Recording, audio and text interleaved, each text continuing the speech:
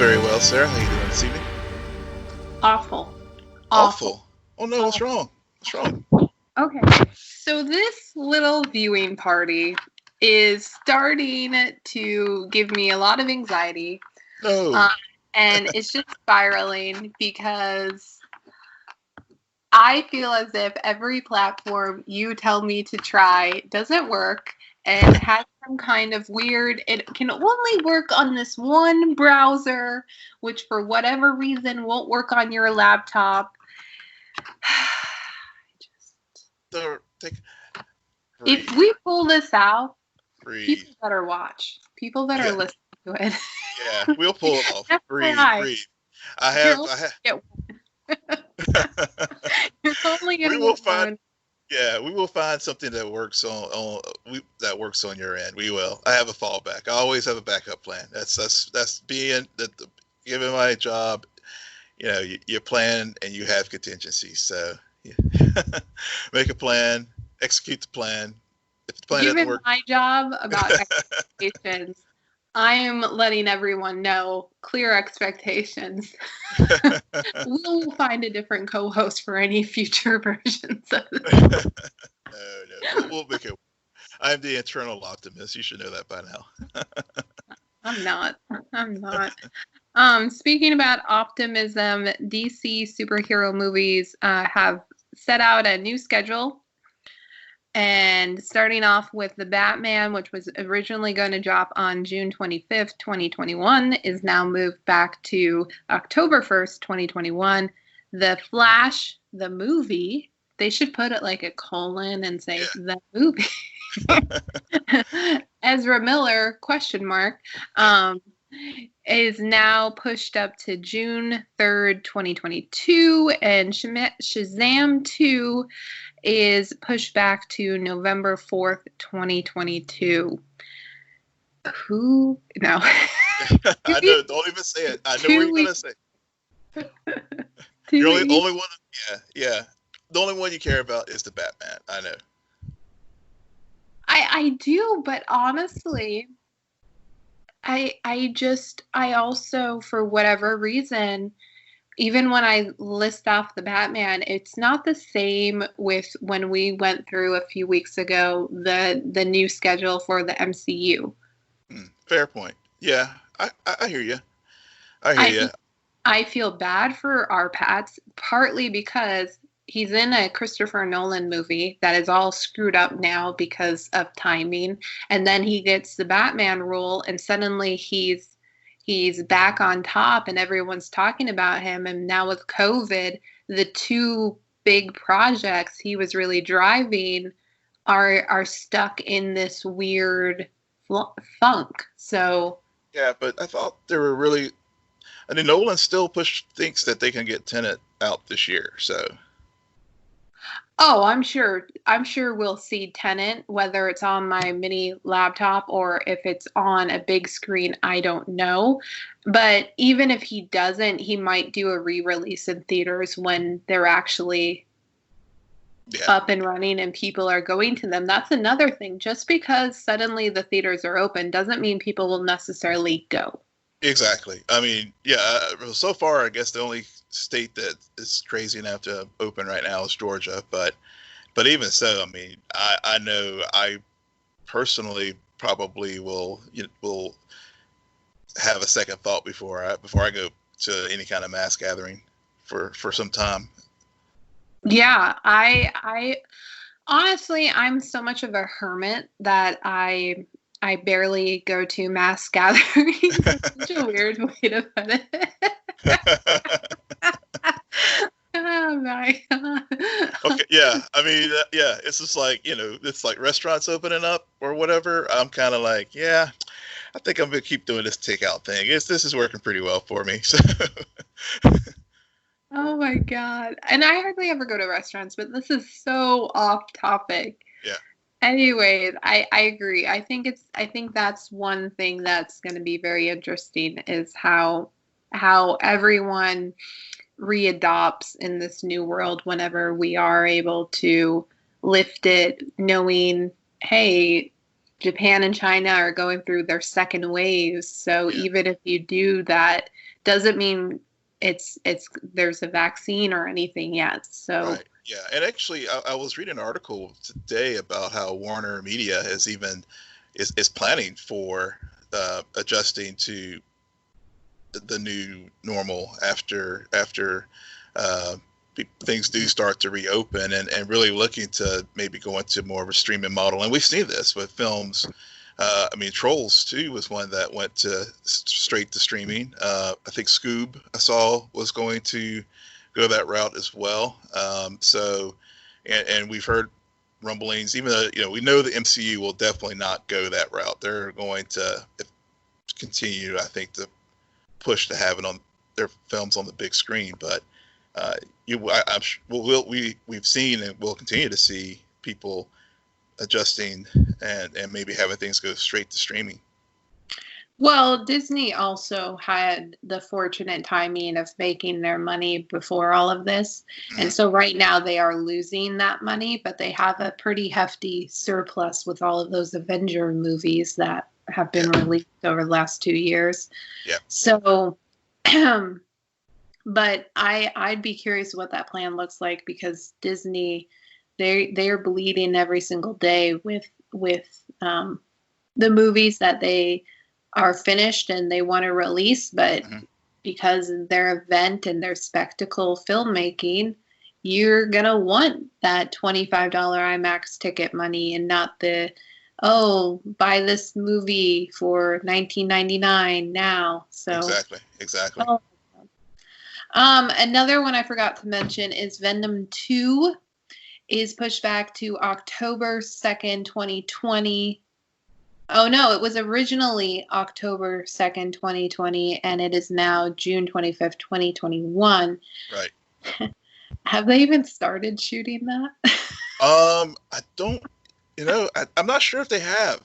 And I know this week they finally did release the, I guess, the subtitle for the film, Let There Be Carnage. But I don't know if they were able to get production started on it. Yeah, that is, oh my God, that is such an on the nose, because I haven't even seen the movie and I could have predicted that that's what the subtitle was going to be. Yeah. Because I heard about it, people. I heard about it. You don't have to watch movies anymore. Yeah, you don't. Oh man, what else did he put on here? The Mandalorian is starting early work on season 3. Show they did finish shooting prior to the pandemic, so season 2 should drop probably sometime this year. Yeah, I think the original plan was for it to drop in the fall. I want to say, if I recall, I think it was around the October timeframe when Jon Favreau said season 2 was going to premiere. So makes sense. And lastly, another bit of Star Wars news, as another project is being developed for Disney Plus. This is a female-centric story from Russian Dolls creator Leslie Headland, and is set in a different timeline from the Skywalker saga. Okay. Yeah. I think they are expanding their universe, and I think they'll be. I don't know if they're keeping the things under wraps right now, as far as if it's going to go back to the Old Republic, which I know there was some talk about that with the. I think there's a book series that was coming out. And then, it could be set in a future timeline. So we'll see. But it doesn't make sense to me. It is going to be set in a different timeline. Okay, well, Skywalker saga canon, Reylo canon, happened. So if it's set in the future, it's still of the same timeline. It's just that the events, don't expect to see Kylo Ren. Well, you really can't. He's dead. Don't expect to see Rey Skywalker. Ooh, spoiler alert. Man, I'm killing I think at this point, everyone knows that. And forgive us if you were planning on watching the Rise of Skywalker. Man, maybe we should just we should just re-inspire me, and instead of watching Earth X or whatever crossover was selected, we just watch Rise of Skywalker. Oh my god. Oh gosh. Oh gosh. Then I will have technical issues. There's some salvageable parts. Anyways, but you understand my point, right? Yeah. Like, it doesn't have to take time. Even if you go back to Old Republic, that history still leads into the Skywalker saga. So I find that to be very odd that they said alternate timeline. What are you, the Flash? No, it's just alternate time period, I guess. But you're right. It's definitely going to be set apart from the Skywalker saga, but I guess a whole new set of heroes, and this time being very female led cast, which given the history of Star Wars lately, I mean, this thing will probably like go through at least 2 directors, 3 writers, and who knows what else before it finally gets put into production. Yeah, and can we just let disclaimers about very female-centric story? Okay, we get it. We're in a new decade, and I understand history of females always not having dominant parts, and even if you do have a main female character, she's always still surrounded by men, talking about men, all of that. However, I feel like it's going to be a story, and it should be more about, it's a story about a well-developed character who just so happens to be female. Yeah. I know. And that's another thing. I guess there's just something about the way that this is written. That really makes me kind of want to nitpick, because it's just, I think that there's a lot of poor choice in words. Yeah. I mean, quarantine mind. No, it's a fair point, but I mean, that's how it was. That's how it's been reported. So, as far as this new project, so. Yeah. Well, like I said, quarantine mind.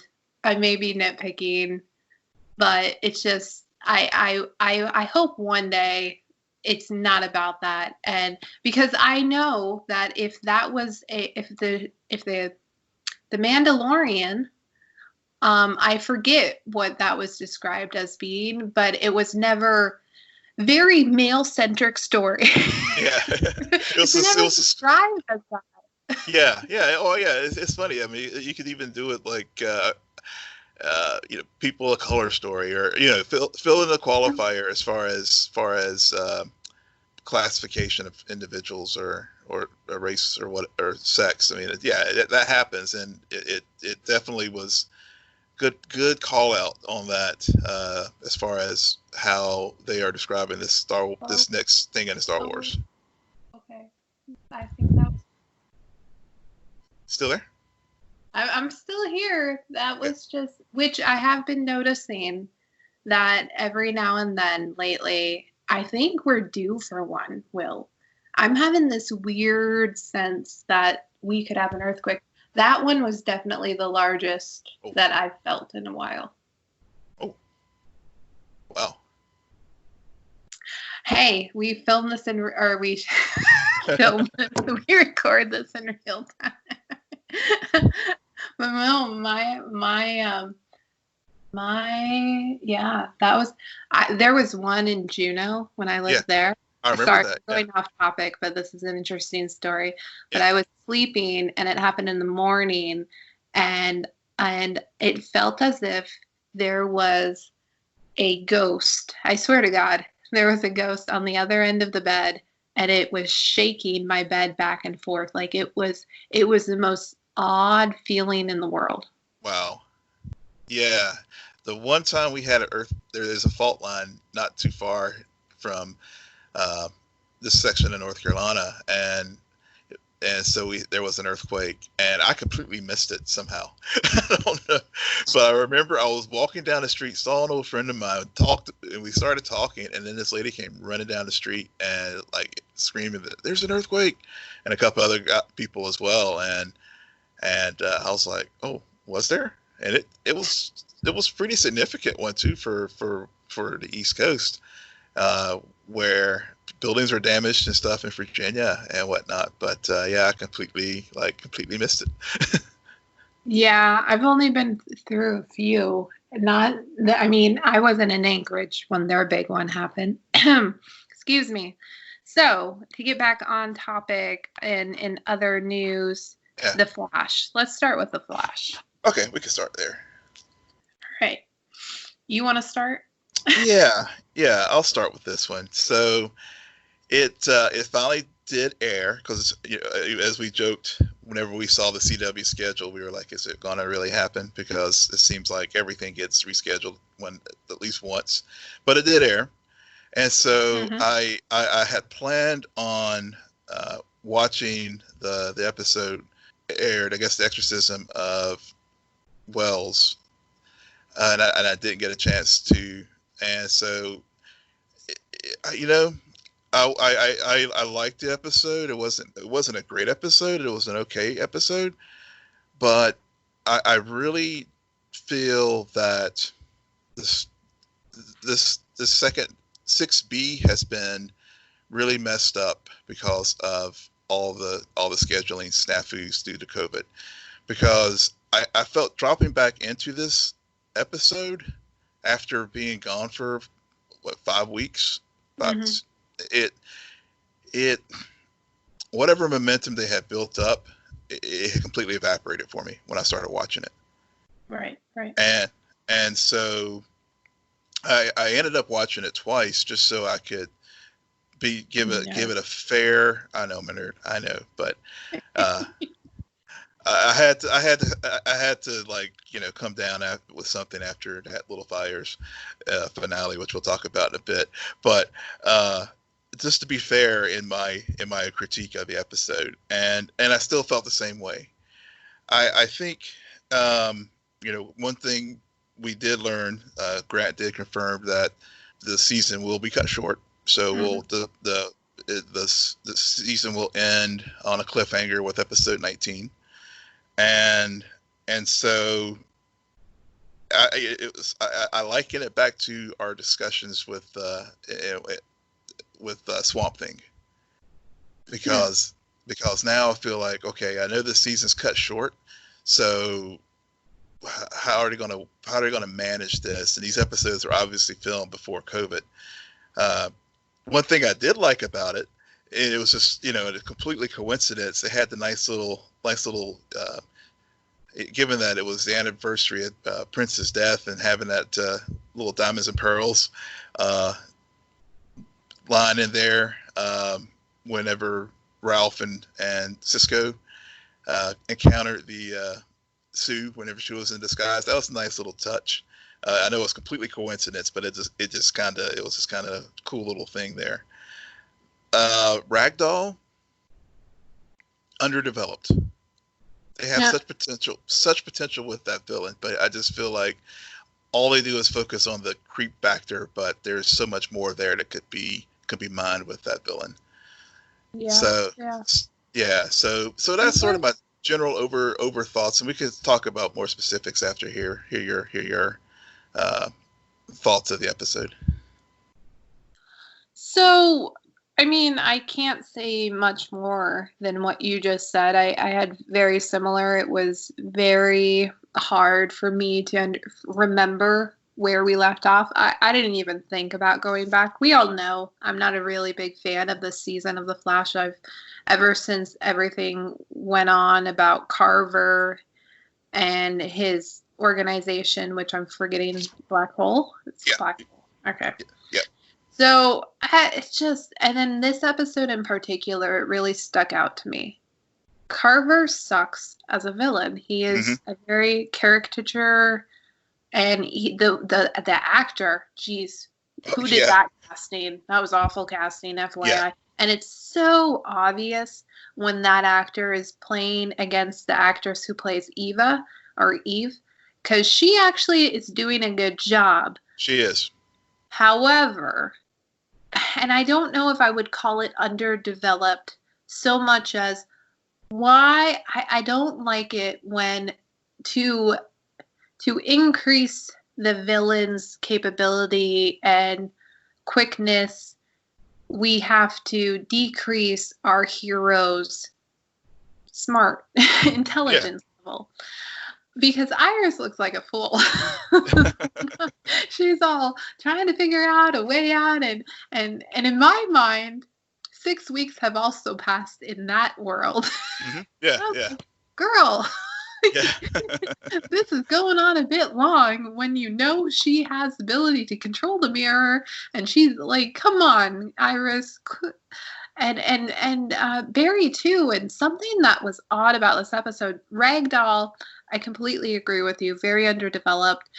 However, what really struck me as odd is even not having watched the most recent episodes recently, I still felt as if the ending of this episode completely unearned, left field, made no sense. I don't understand why Barry isn't I know he's freaking out, but he is not. There was something about the way that ending was choreographed which just did not work for me at all. And then everything with Joe. Yeah. Yes. I hated, and I knew it. I knew he was going to pull the wire himself. And I'm just, and everything's going to be fine. See, I'm glad you brought up about Joe. I'm glad you brought that up because to me, this episode and creative this work would have worked so much better for me if it was actually Joe who had been a doppelganger instead of David. Because Joe was doing things. Joe's always been a very reasonable character. And so for him to continue to press the way he did in this episode just seemed out of character for him. So to me, it would have been better to, especially if Eva's goal is to freeze out all of Barry's friends and families by creating these mirror doppelgangers, and they will find a way to do, just as a side note, a doppelganger somehow in the Arrowverse. It's just their go-to trope. Even now it's using the mirrors instead of the multiverse.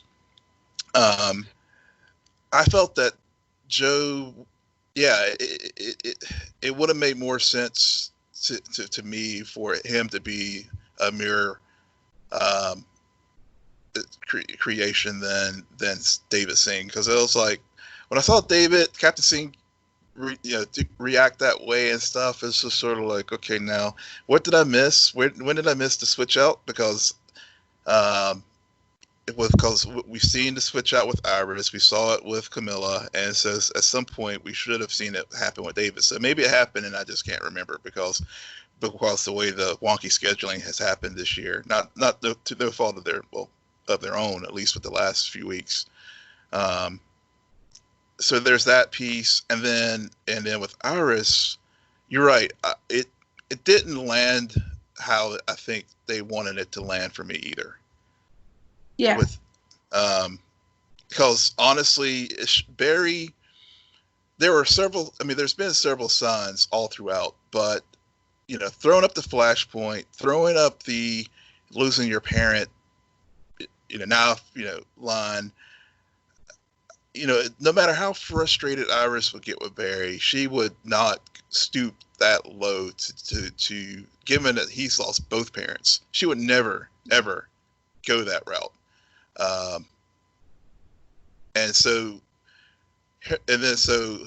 Whenever she said that should have been like, ding, ding, ding, light bulb, Barry, this is not your Iris. Instead of it having to go to that melodramatic kick him out of the house moment. So I agree that didn't really land for me the way it should have landed. or how they intended for it to land as for me as a viewer. Yeah. It just, I mean, even from it's to your point about them reusing tropes, the whole this is what's really going on and the viewers are in the know.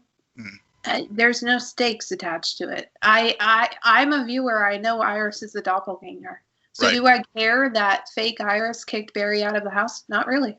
Yeah, exactly. Yeah, exactly. Why should I care about that? Fake Iris. Lead with that. So there is no surprise. There is no heartache for me because it's not real. Exactly. And so that's where the issue lies with the Flash in this season. And as much as I do want to blame scheduling can only get it so far. I cannot even guarantee that had they come back from their planned hiatus with this episode, would I have been on board with it? I don't think so. I don't think this episode would have worked for me at that point either. Now, it doesn't mean they can't finish off the season and maybe leave arguably a better taste in my mouth, because we've always commented that another issue with these shows is they're too long, too many episodes. And The Flash, I feel like if you get to episode 18 or 20, like, okay, why didn't you just end there? Yeah, exactly. And Grant did say that episode 19 is going to end with a cliffhanger. So I am looking forward to seeing what that cliffhanger is. And as I said, call me. Okay, go ahead. Fake Iris kicks Barry out of Central City. Yeah. Next logical. That's exactly. I will say one thing that what I did like about the episode that did work for me this week was Ralph and Sue. I did like that. I did like their interaction. Sure. It did. It did actually work for me. Well, I'm happy for you. I'm very happy that you can find your silver lining out of the Flash. I always try to find one. Me, I saw Dibney and Sue, and I thought to myself, "You're still on this show."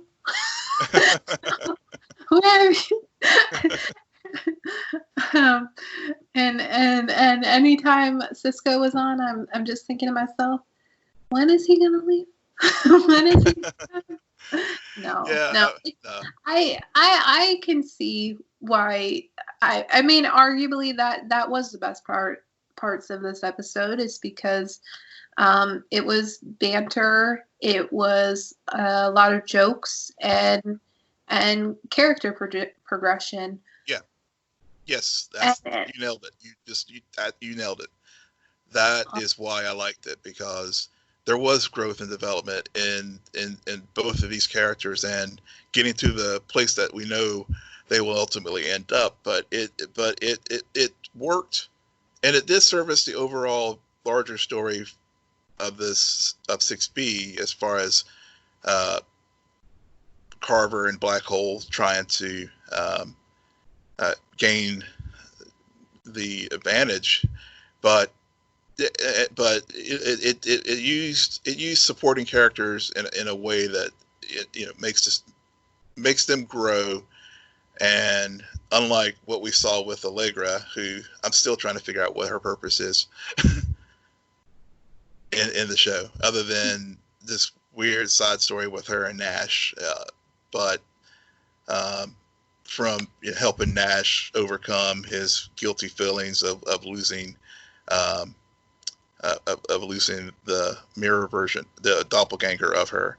But beyond that, I'm just sort of like, okay, yeah, she's just kind of there. So hopefully, and I know she's been signed on for as a regular for season 7. So hopefully, as we get further into this season, they'll develop her a little bit more.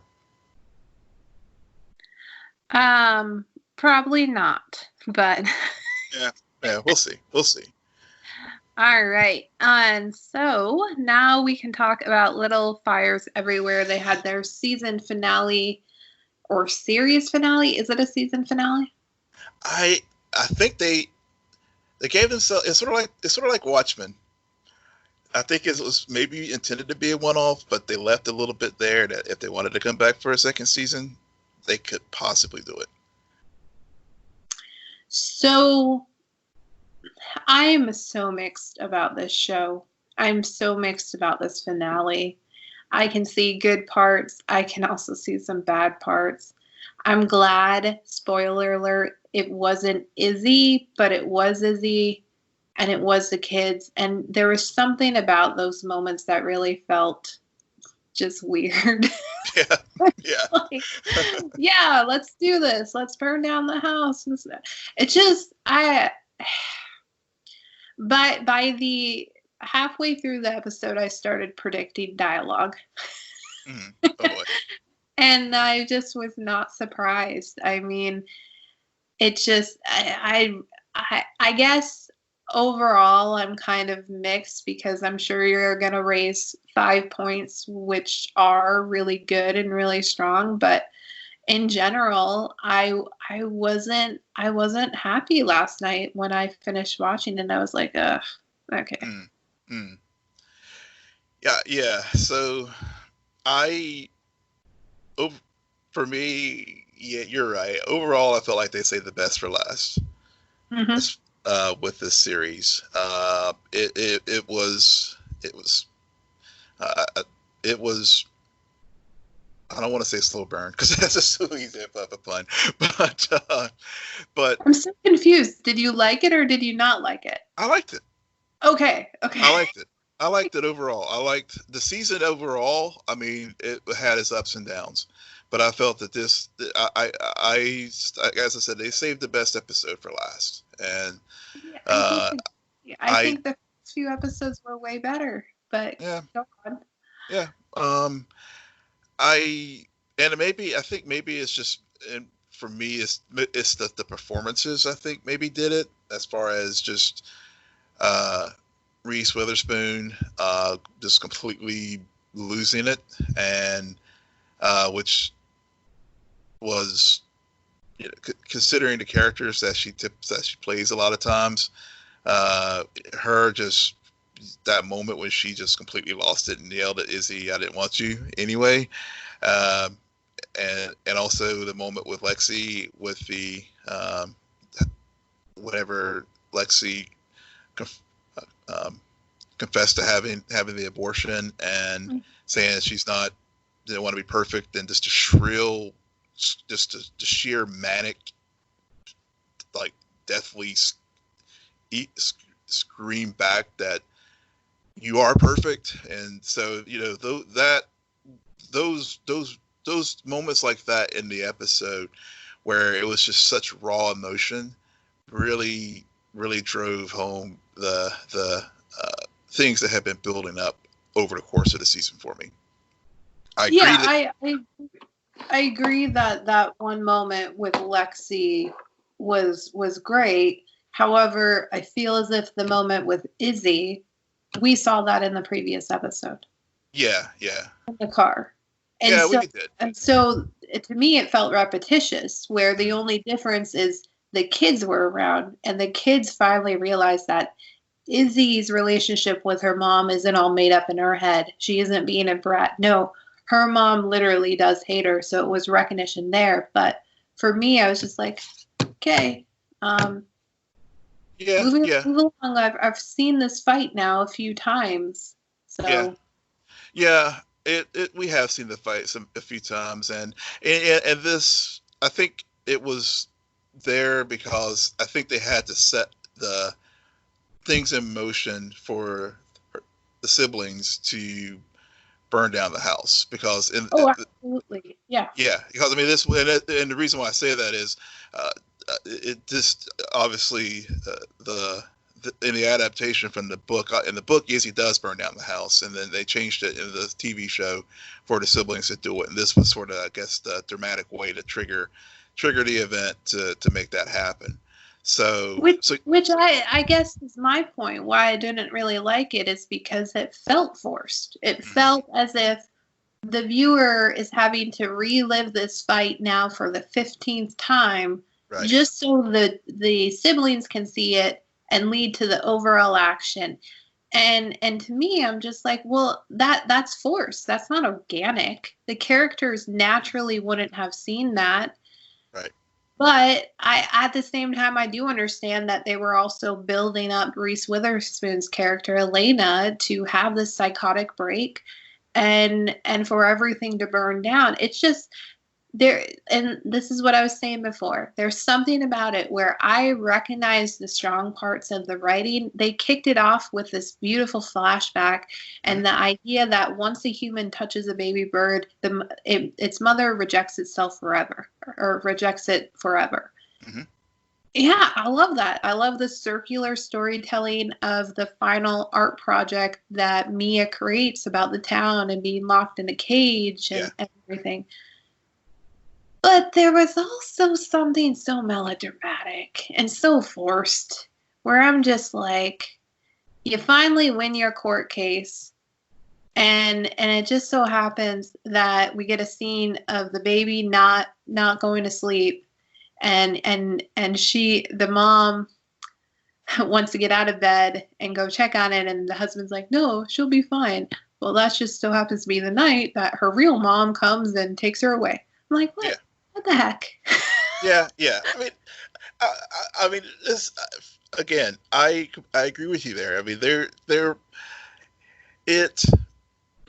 things were pretty much went.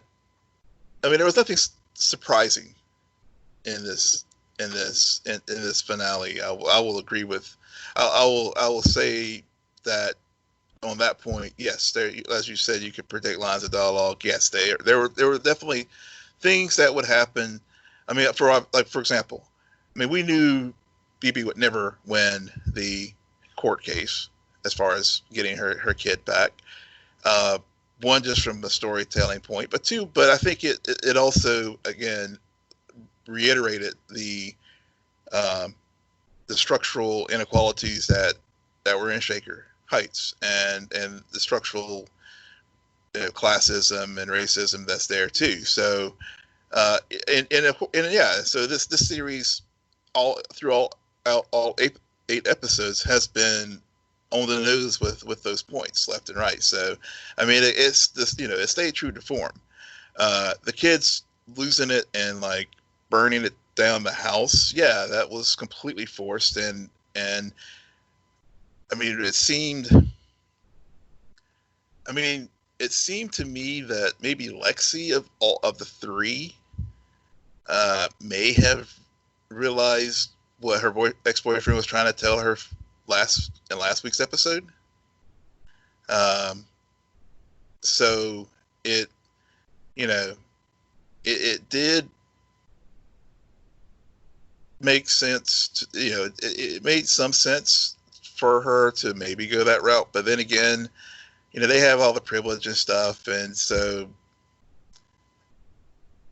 it did seem forced, and so that didn't work for me. Now Mia's storyline actually did work for me as far as, whenever she talked to Izzy about the cage and burned down the house, but again, it was consistent with her character. I mean, whenever she has burned down her relationships with people or situations and stuff, she does just set fire to it and moves on to the next town. So, yeah. So I mean, again, I agree. That whole part about humans being resilient, and even if you do make a mistake or burn something down and destroy it, new life can erupt from that. Sometimes you have to break something in order to put it back together the way it should have been the whole time. And I like all those metaphors. Those make sense. What happens with Pearl and Mia, that resolution, I'm completely fine with. Mm-hmm. I'm completely fine with overall that aspect of the story. I think that one of the most natural character moves in this episode is how the whole abortion name issue and Lexi constantly using Pearl's name or events that happened to her catches up with her, Mm-hmm. and also makes Elena forced to recognize how she isn't the mom that her parents or her children deserve or wanted, and also and that conversation between Mia and Elena in the hallway. I thought that was brilliant writing. But I guess overall for me, those small moments don't add up enough for me to walk away happy, because I didn't like how they ended Izzy's storyline. I mean, she gets screwed over. Either way you think about Yeah. it, I mean, she's probably gonna get picked up by somebody and hurt real bad. Yeah. Yeah. It's just a fact. I just, there's something about, and thank God that whole memory dream sequence was a dream sequence. I was very worried. I was like, what the heck? Kind Yeah. of. Yeah. So I like all those points. It's just, for some reason, I felt very opposite of you, where I liked a lot more of the earlier episodes, and the longer things happened, the more melodramatic it got for me. Yeah. I could see that. I could totally see that. One of the things I do wish that they had set aside some time for was the ramifications of all what happened. Because it would have been interesting, given that especially given that the siblings went to the extremes that they did and set the house on fire, and would Lexi still end up going to Ivy League? Would Trip and Moody reconcile, or will they still be estranged? There's what happens with Elena and Bill? I mean, Bill, because they did have a pretty epic showdown, as far as whenever he confronted her about the meeting up with her ex-boyfriend in New York, and then also clearly he had not let go of finding the telephone number from all those years ago, and he's held on to that anger for many years, and this event cause it to resurface and blow up, and he confronted her about it. So there were just so many things that were left unresolved, and that's why I kind of joked about when we first started about the Watchmen having that same kind of ending, where it left it left things open to interpretation for the viewer, and we can fill in the blanks and think, well, maybe did they really learn from all of this, or are they still so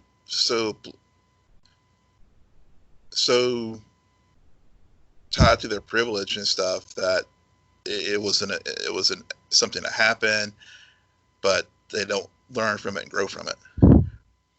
I disagree. Watchmen, that finale concluded everything to me. You could make a second season, of course, because there's an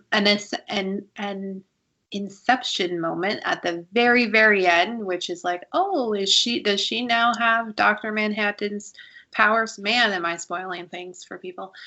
But that being said, the overall story did get wrapped up in that final hour, all of the plot lines. Mm-hmm. So even though they left the door open, it wasn't more the story that they set out to tell in Watchmen, start to finish, was cohesive and everything was wrapped up. In this story, I feel like, to your point, they left a lot of doors open, a lot of, well, what happens now? And honestly, frankly, the only two characters that I could really think of I need maybe one or two answers of is Izzy and Elena.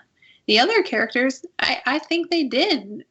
Mia and Pearl definitely got closure in the season finale. Trip and Moody, I think they kind of got the short end of the stick because by the point of escalation, their little fighting over girl was minor compared to everything else that people were blowing up about. I mean, Lexi had her moment. Does she go to Princeton? I don't think that matters because I think in the moment when she yells with her mom, I think that it really comes full circle to her that she does wake up and does it matter if she goes to Princeton? Not in my opinion, but I think she has recognized her own privilege or how her mother, the person she's always wanted to be like, isn't a good role model. Yeah, I agree with you there. I do disagree with you though about Pearl and Mia. Because I mean, we ended there with Pearl learning about her grandparents, but there's still an open question about whether or not Mia reconciles with her parents. So I mean, you're pulling it. You're really. I know it's a reach. But I mean, I mean, is it enough to sustain an 8-episode season? Probably not. Definitely not. But and I guess that's just sort of my point is as a viewer, you can still, if they were to do an epilogue of a 2-hour mini movie or 2-hour event or whatever to answer some of these questions. I mean, I guess I got invested enough in the characters, I especially Mia, Pearl, and Elena, that I would want to know the answers to some of those questions. And I got disinvested enough where I don't, which is fine. I think it's interesting how I was the one who found this show and brought it to you and said you gotta watch it, and then by the end of it, you're like, no, I want more, and I'm like, oh no. Speaking about shows, I am curious. Did you get a chance to watch Run?